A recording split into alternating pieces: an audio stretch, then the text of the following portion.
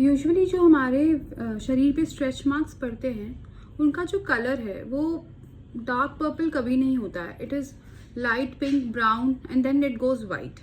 But there is a condition where आपको जो आपकी बॉडी पे स्ट्रेच मार्क्स हैं वो बहुत ही डार्क पर्पल, डार्क बिल्कुल बिल्कुल वायलेट कलर के मतलब दिखेंगे, जैसे कि रोज पेटल्स का कलर होता है उस टाइप के कलर्स दिखेंगे.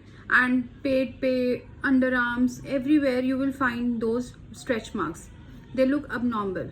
साथ में हो सकता है आपको कुछ अबनॉर्मल हेयर ग्रोथ भी दिखे, और साथ में उस पेशेंट में जिसमें ये स्ट्रेच मार्क्स पाए जा रहे हैं लोअर टमी के एरिया में वहाँ पे आप देखेंगे कि अबनॉर्मल फैट डिस्ट्रीब्यूशन है, जैसे पूरा शरीर मोटा है एंड उसके साथ क्या हो रहा है, हाथ पैर बहुत पतले हैं.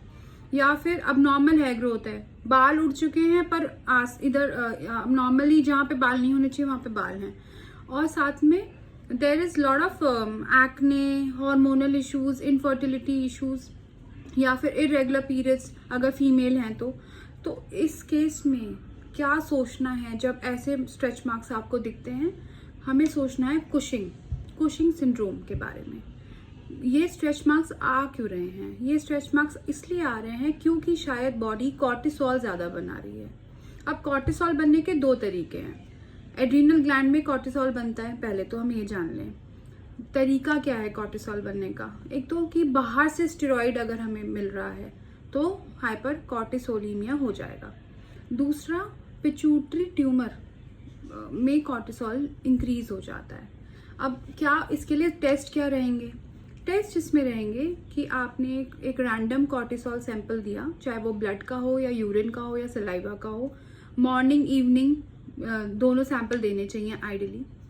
अगर कॉर्टिसोल बढ़ा हुआ है तो सबसे पहले पेशेंट से ये पूछा जाए कि किसी भी वजह से स्टेरॉइड्स चल रहे हैं क्या. अब स्टेरॉइड्स किस कंडीशन में चलते हैं?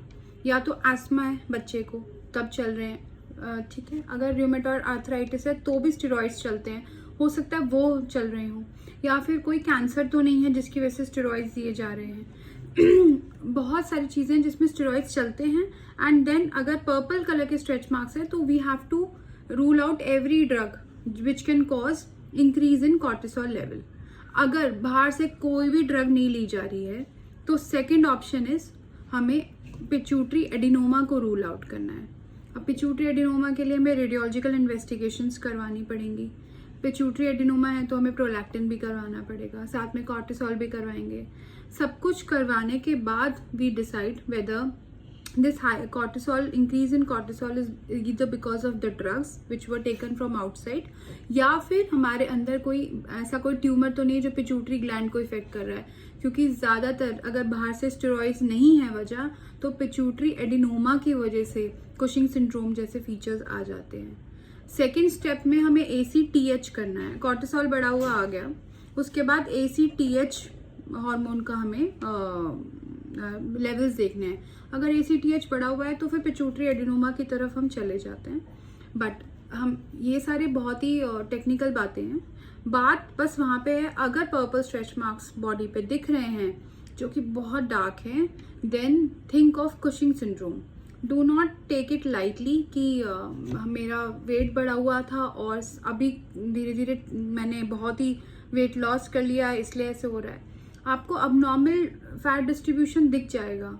आपको यहाँ पे बैक पे ऐसा लगेगा जैसे बहुत अजीब सा हम्प बन गया है, जिसको हम टेक्निकली हम बफेलो हम्प कहते हैं. जैसे आप देखेंगे कि गाय भैंस में एक हम्प बना होता है उनकी कमर पे, उसी तरीके का कुछ अजीब सा हम्प दिखता है. एंड साथ में स्ट्रेच मार्क्स और एलोपेशिया और abnormal hair growth and everything, abdominal obesity will be there. तो अगर इस तरीके के अगर कुछ भी सिम्टम्स आ रहे हैं then you should go for cortisol test. Otherwise you can miss it and then it will complicate things. So better to go for cortisol levels if you see purple stretch marks.